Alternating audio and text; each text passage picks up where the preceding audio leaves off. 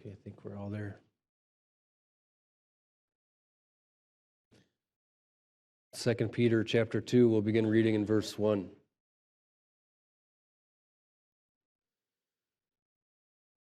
But there were false prophets also among the people, even as there shall be false teachers among you, who privily shall bring in damnable heresies, even denying the Lord that bought them, and bring upon themselves swift destruction.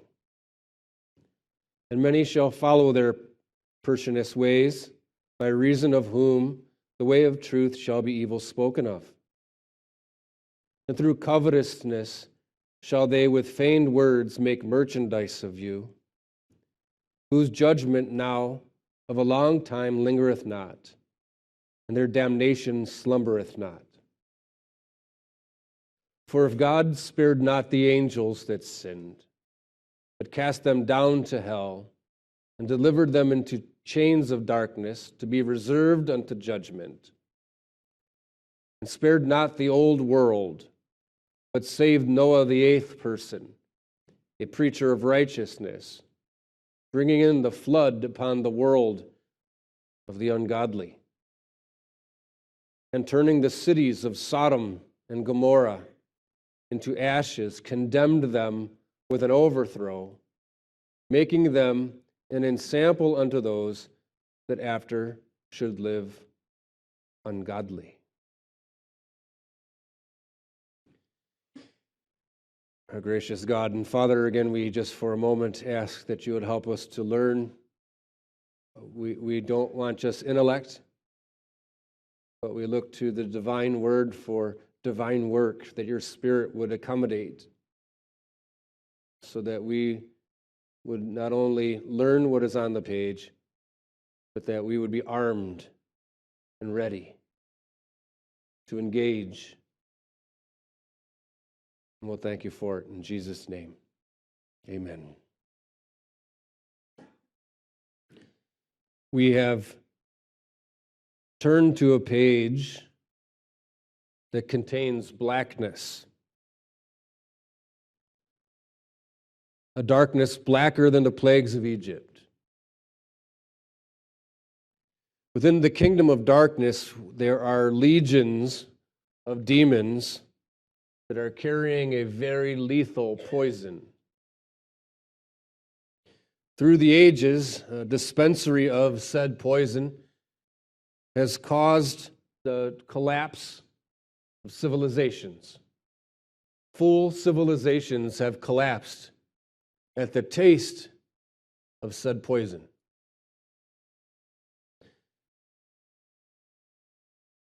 Spores of this poison are beginning to show up all over the world now.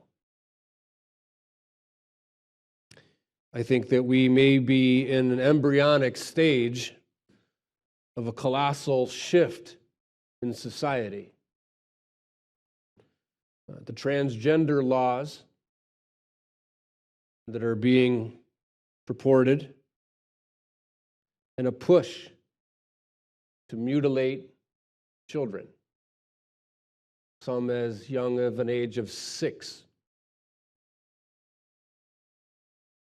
They're looking to derail. This isn't new. This poison has been around for a very long time. But in our country, it's new. So if you throw your ribbon in here, I'd like to give introduction to some of this in the book of Revelation, in Revelation chapter 13, a place that is familiar to Bible students, people that are familiar with the eschatology of the Bible and where we are going.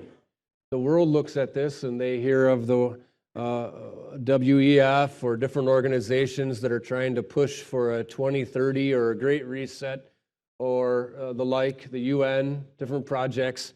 We're familiar with it. It's biblical. The Bible calls it the beast or the Antichrist. We're familiar with it, but I want to pull out something specific within the passages that we're familiar with here in Revelation 13. In verse 4, it says, again, we're familiar with it. It says, and they worshipped the dragon, which gave power unto the beast, and they worshipped the beast, saying, who is like unto the beast?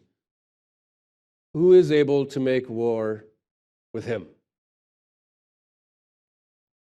Now, the part that I would like to look at is it says, and they worshipped the dragon, which we know is Satan, the devil.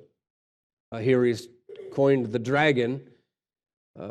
But it says, and they worshipped the dragon, which gave power unto the beast. The beast we know is a human. The beast is a political person. We know him as the Antichrist. He is the leader of a conglomerate of beasts. But my question then is looking at this, how does an angel, Satan or Lucifer, how does an angel empower a man? How does that happen? And what does that look like? It says that the dragon gave power unto this man. Well, what does that look like?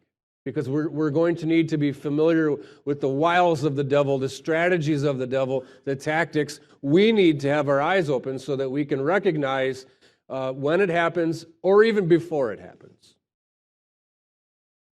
It happens multiple times here in this passage. Down in verse 5, it says, and there was given unto him a mouth speaking great things and blasphemies. And look at it again. And power was given unto him. A power or an ability was given unto him via an angel. Well, how does that happen?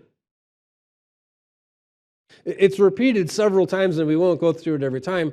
But if you look down in verse 13, it says, and he does great wonders, so that he makes fire come down from heaven on the earth in the sight of men, and deceives them that dwell on the earth by means of those miracles which he had power to do in the sight of the beast, saying to them that dwell on the earth that they should make an image to the beast, which had the wound by a sword and did live. And look at it again.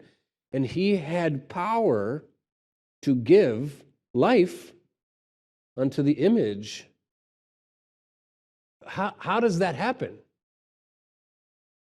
How is the transfer of this ability? What exactly is happening, and how does this work? Where a transfer of power or capability or ability somehow, some way is stemming from an angel, devil, yet empowers a human.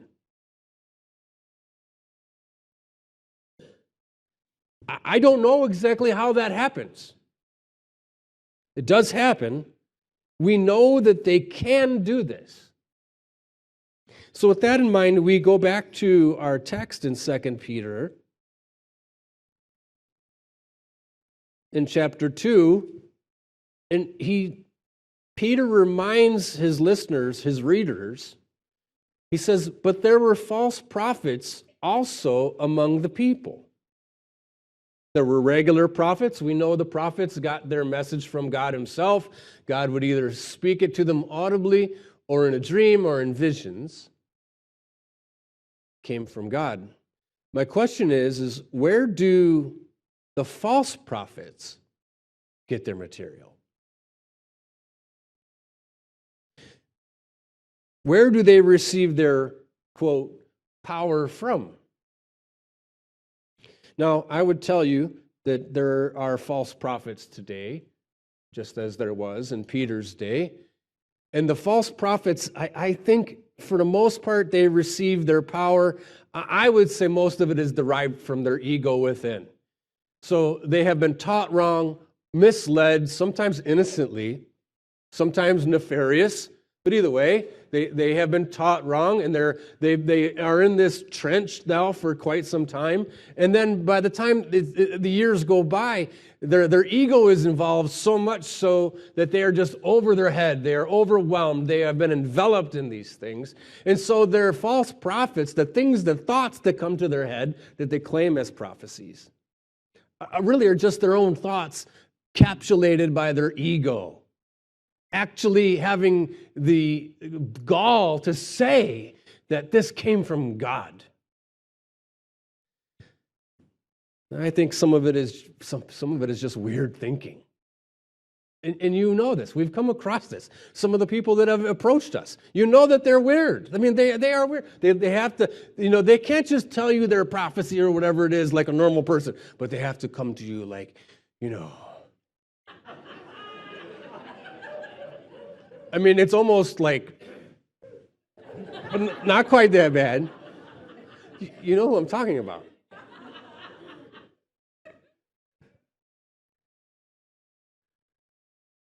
But some of them, and they don't want to admit it, and no one wants to admit it, some of them do receive things from the underworld. They are not faking it. They are hearing things.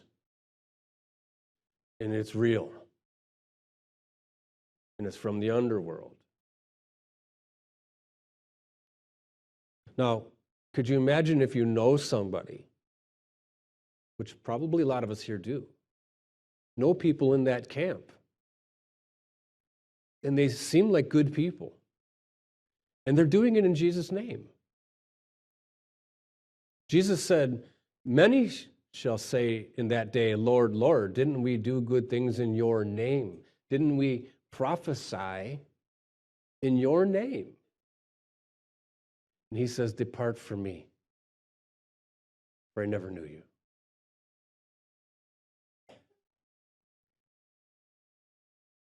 Peter recalls some of the historic events and the accounts here as it goes, because the danger is verse 2 where he says, "Many shall follow their pernicious ways."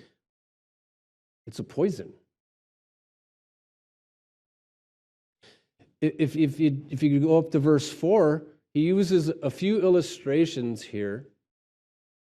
One is the angels, and then of course it's linked to other events. But look at verse 4. He says, "For if God spared not the angels that sinned, but cast them down to hell and delivered them into chains of darkness to be reserved unto judgment." And somebody would have to say, whoa, wait a minute here. That doesn't really line up all the way. Because we recognize that when Lucifer fell, the angel became a fallen angel, that he took about a third with him. But they weren't reserved into chains. We know that the angel, Satan himself, goes to and fro, earth to heaven, stands actually still in the presence of God, the book of Job, and that the devil then is traveling to and fro throughout the whole earth, and so are his demons. This we know. Well, then what does he mean here about these specific angels? You do realize then he's not referring to this original rebellion. For this activity receives some kind of early incarceration. If you look at it, he says, "For if God spared not the angels that sinned, but cast them down to hell," Peter uses a Greek word for hell that is never used anywhere else. Usually it's Gehenna or Hades is the typical Greek word. But Peter doesn't use it. He uses Tartarus.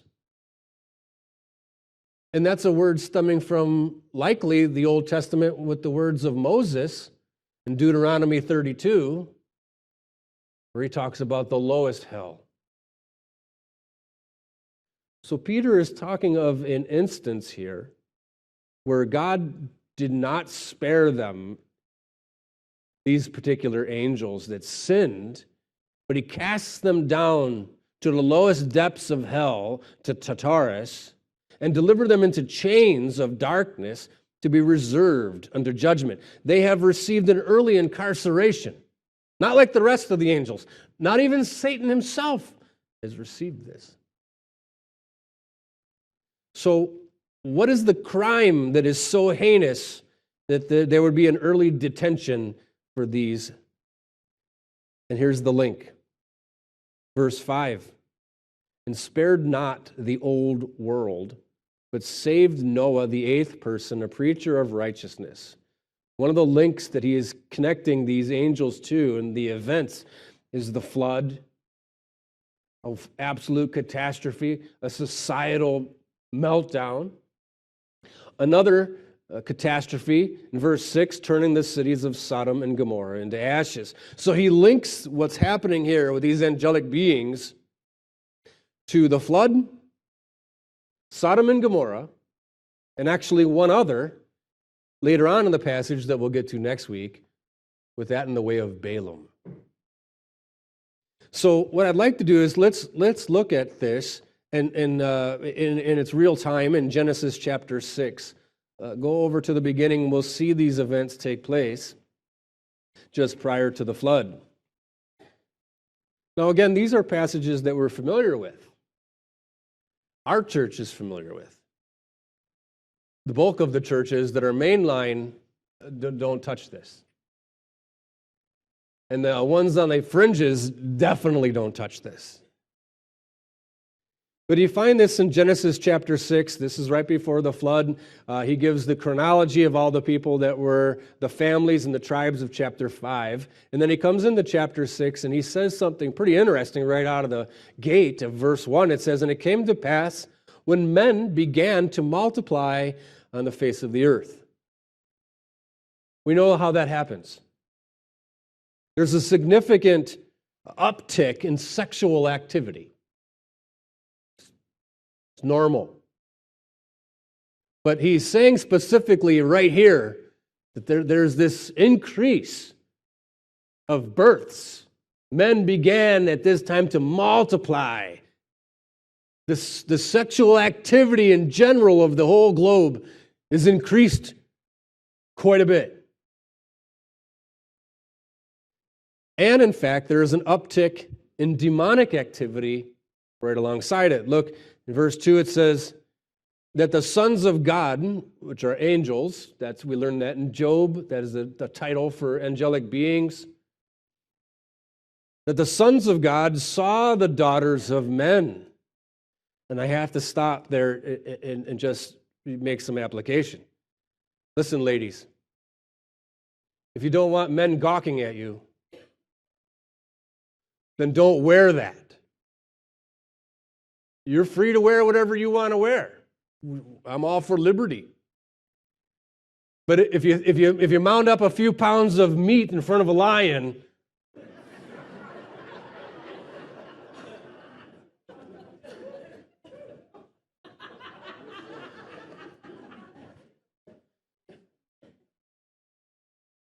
the sons of God, these angelic beings, they saw.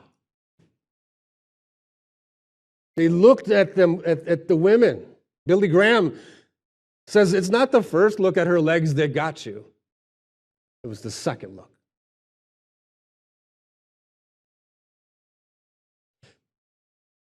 The sons of God saw the daughters of men that they were fair, and they took them wives of all which they chose. Do you see? That is a statement. They took them wives of all which they chose. It was like a slave block. The women were just being taken. Which actually, that alone resulted in a launch of a countdown. So the words that were just read right there in that verse are more significant than what we see. Because that verse is a launching point, a countdown of 120 years. Verse 3, "And the Lord said, My spirit shall not always strive with man, for that he is also flesh, yet his days shall be 120 years. That's God's first warning. In 120 years, there's going to be a flood. God is amazingly merciful, and the wheels of his justice grind exceedingly slow,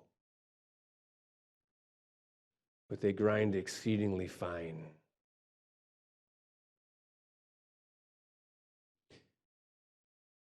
The offspring of these now, I don't know if it's demon-possessed men. I don't know if the demons came down and possessed men, in which then they had sexual contact with women, which then gave birth. I don't know if it's demon possession in particular, or if the demons themselves, the angels, were capable of turning themselves into normal men that were capable of having intercourse, which then would provide offspring. I don't know that exactly.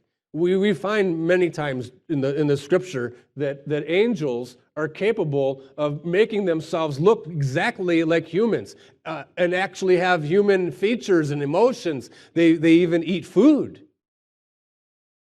So they're very, very, have the capability to become very, very much human. Now, either way, somehow, some way, the angels, either by possession or by just a transfer, are able to have children with women, which it is so deeply ingrained that the DNA, the genes of the offspring are deranged. Look at it in 4. It says, there were giants in the earth in those days. And also after that, when the sons of God came in unto the daughters of men, and they bare them children to them, the same became mighty men, which were of old, men of renown. Giants produced by the sons of God. And look at, there's an escalation here. Because at this point then it says, and God saw that the wickedness of man was great in the earth, and that every imagination of the thoughts of his heart were only evil continually. The escalation becomes exponential. It's gradual and then sudden. It's drip, drip, drip, and then a flood.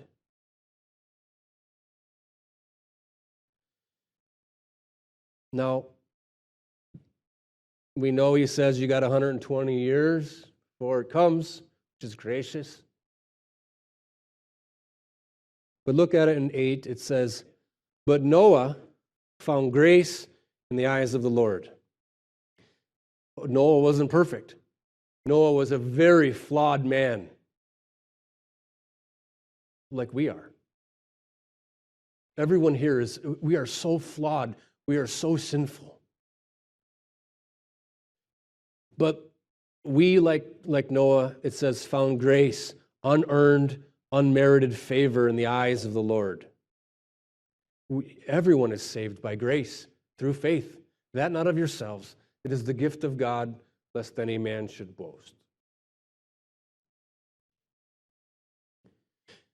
Then he says something interesting in 9. He says, these are the generations of Noah. Noah was a just man and perfect in his generations. Well, that says quite a bit. So Noah was a just man, but we know he's not perfect because the need for grace is there, which means that the just here is justification. He has been declared just. He's not actually just, and neither is anybody in this room. We have been declared just by the mercy of God. So was he. But it also says something. He says, not only was he a just man, but it says, and perfect in his generations. Now, perfect many times in the Bible means mature, to come to a maturity, to perfect. But he says here, interestingly, he says, perfect in his generations.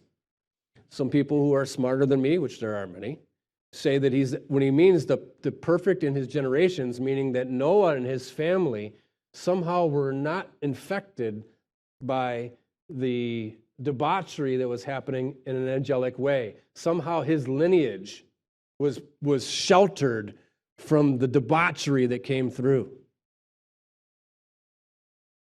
I don't know. You're sensible people. You can look at it and make up your own mind. I don't know that. But either way, Noah is better. He's saved. His eyes are open. He's a just man. He's declared just, perfect in his generations. And it says, and Noah walked with God. He has a relationship with God, which is what we have to have. You can't be religious. You walk with God. Now, there's an interesting thing, though. When you come just a few pages over to Genesis chapter 10, we learn something about Noah, just a few pages to the right in Genesis 10. Right after the flood, Noah doesn't get away unscathed. God reigns on the just and on the unjust.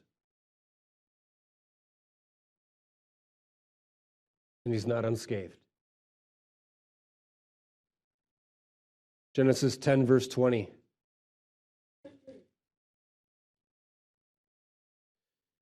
And Noah began to be an husbandman, and he planted a vineyard. And he drank of the wine and was drunken, and he was uncovered within his tent. Now, at first glance, that appears to be normal.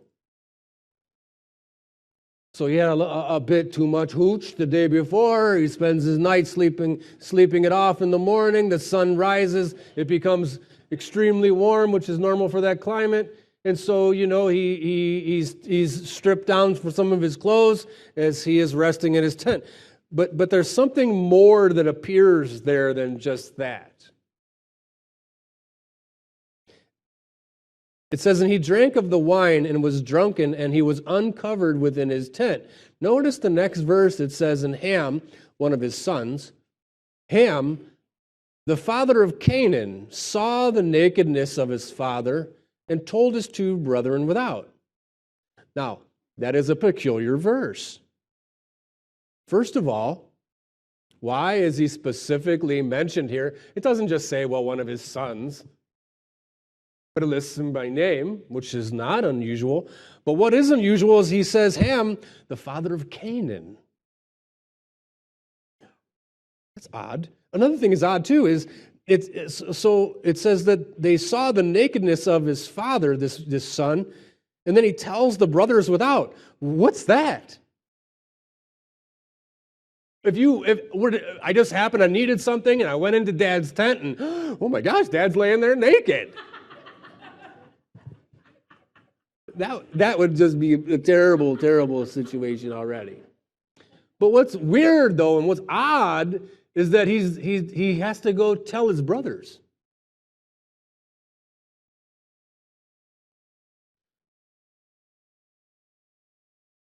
He saw the nakedness of his father, and he told his two brethren without.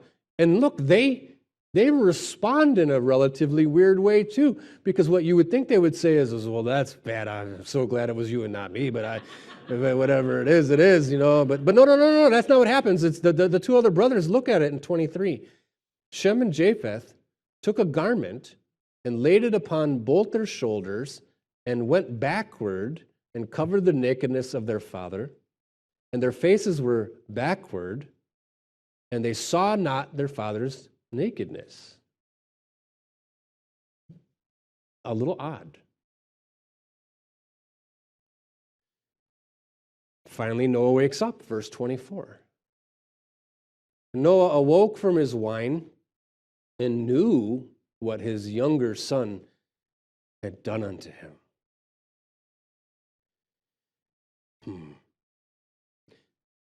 And look at his response to that. It says, and he said, cursed be Canaan. A servant of servants shall he be unto his brethren. Because brothers, he didn't just look at his father's nakedness. Something transpired there between Ham and his dad sexually enough that when he awoke, he knew it. But notice again, it doesn't say, cursed be Ham, but cursed be Canaan.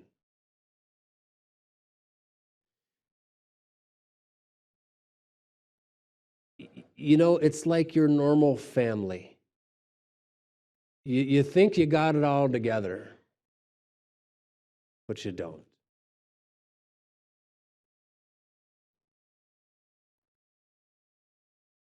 The preacher, Noah, lives in a debauched society, homeschools his children, don't send them to Rome for school. You know, we're doing the best that we can. We shield them from the world. But one of his sons is a sodomite. And he did it with his own father. It's how pervasive it is. The interesting part is if you go to Numbers 13, you see direct results from this. For God is not mocked. Whatsoever a man soweth, that shall he also reap. Another passage, a very familiar passage. Here we come, Numbers 13. We have the spies are going into the promised land. The Exodus has happened. We're about to take the promised land. And they send in spies. We know the story well. They came to Moses and Aaron in verse 26. To all the congregation of the children of Israel unto the wilderness of Paran, to Kadesh, and brought back word unto them, unto all the congregation, and showed them the fruit of the land. And they told him and said, We came unto the land whither thou sent us, and surely it floweth with milk and honey.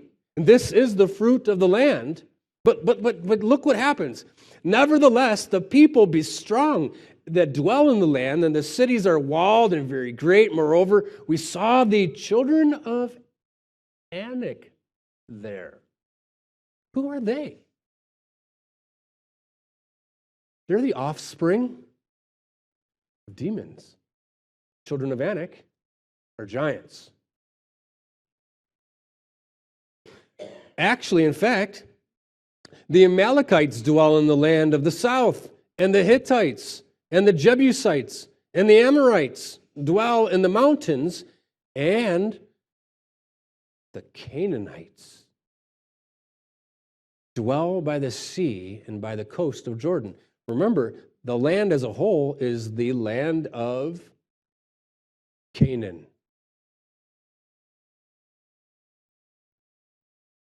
Caleb stills the people before Moses and said, Let us go up at once and possess it, for we are well able to overcome it. But the men that went up with him said, No, we be not able to go up against the people, for they are stronger than we. And they brought up an evil report of the land which they had searched unto the children of Israel, saying, The land through which we have gone to search it is a land that eateth up the inhabitants thereof. Now, what I'd like you to take notice of is the spies that they're giving this bad result of, they're not talking about standing armies. They're talking about the regular citizenry.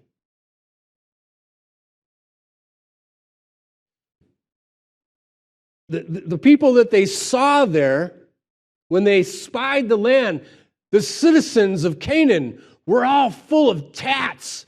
I mean, they had tats up their neck, tats up their face. They had nose rings and earrings and tongue rings and facial piercings all over the place, bones in places that are absolutely weird. Their hair was all different colors, sometimes butched on one side, sometimes, they were horrendous to look at. You couldn't tell if it was a male or a female.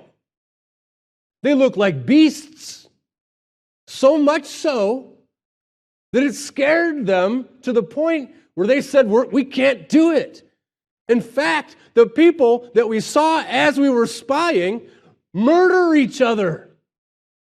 I mean, in broad daylight, these horrific-looking people that you cannot tell, male or female. I mean, it looks like we are in the yard of Rikers Island when we walked in there. It was absolutely frightening. And it's not an army. We're talking of the regular citizens. Because look, it says, and the land eateth up the inhabitants thereof. In other words, people are being murdered broad daylight. And all the people that we saw in it are men of great stature. And there we saw the giants, the sons of Anak, which come of the giants. And we were in our own sight as grasshoppers, and so we were in their sight.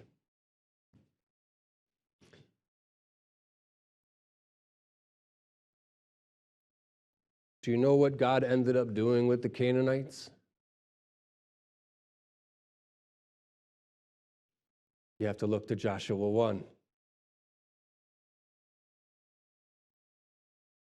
God's only remedy for the Canaanites was to wipe them out. He told Joshua, kill them all. Man, woman, child, and beast.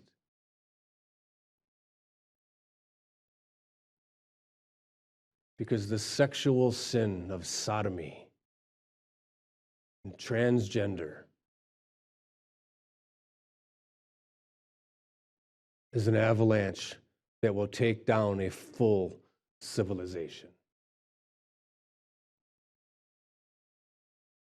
The flood came because that was the only way to reconcile. It was the only solution to the problem. God doesn't have pleasure in the death of the wicked. God is a gracious God. The flood that he brought upon the earth was gracious to them because we don't recognize the suffering that was taking place before the flood when people are murdering each other. We also recognized in the days of Sodom and Gomorrah, before he rained down fire and brimstone, it says that God heard their cry. And here again, the seepage, the leak that came right into the very family of Noah through his son gave birth to the Canaanites. And again, you can't even fix it. They're irredeemable to the point where God says the only way is to kill them all. But I can tell you, there is one other way. And that person said, I am the way.